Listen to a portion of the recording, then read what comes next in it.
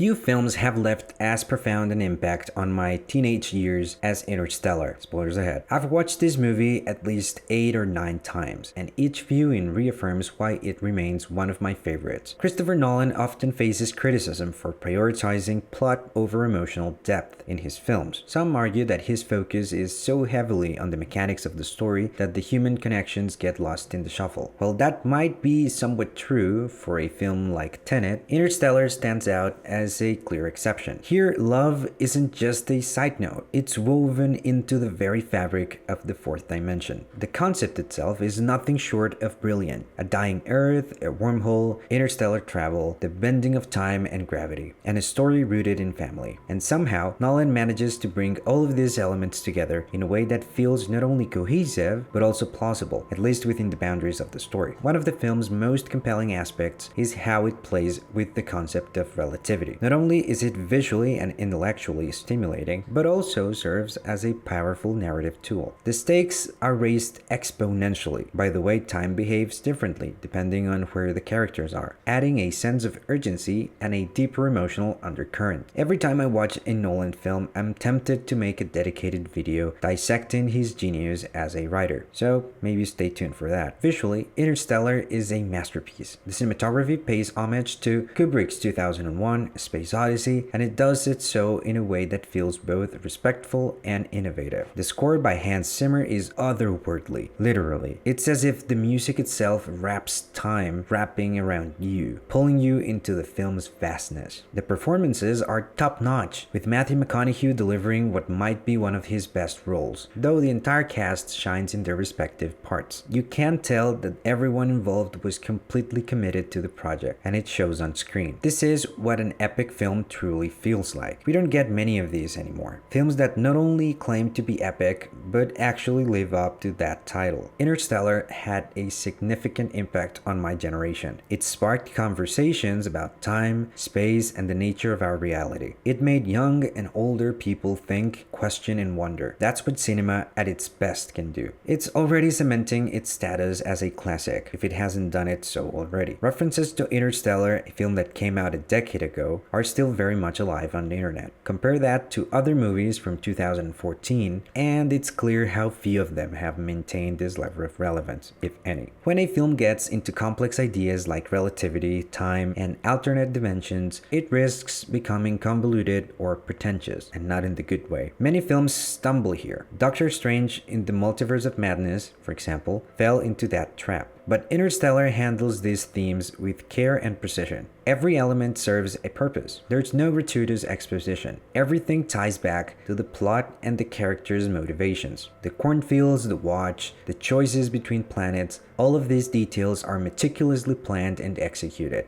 The way the film introduces these elements and then circles back to them, revealing their importance, feels like a reward for the viewer's attention. The characters' motivations are deeply human, adding another layer to the film's complexity. Take for instance Professor Brand's decision to stall on the formula for Plan A. It's not that he's a villain, he's pragmatic, knowing that Plan A had to exist to justify Plan B. Even Dr. Mann, played by Matt Damon, isn't purely evil. He's a man driven to desperation by solitude, making his betrayal feel more shocking. Interstellar isn't about good versus evil. It's about survival, hope, and the lengths people will go to in the face of extinction. In the end, Interstellar is a brilliant piece of science fiction that will only grow in esteem as time goes on. In terms of rewatchability, I'd say it's in the high 90s, probably 95-96%. It's a film that will be cherished and revisited, perhaps even more so in the future than it is now. As always, thank you for watching. See you next time, and don't go gentle into that good night.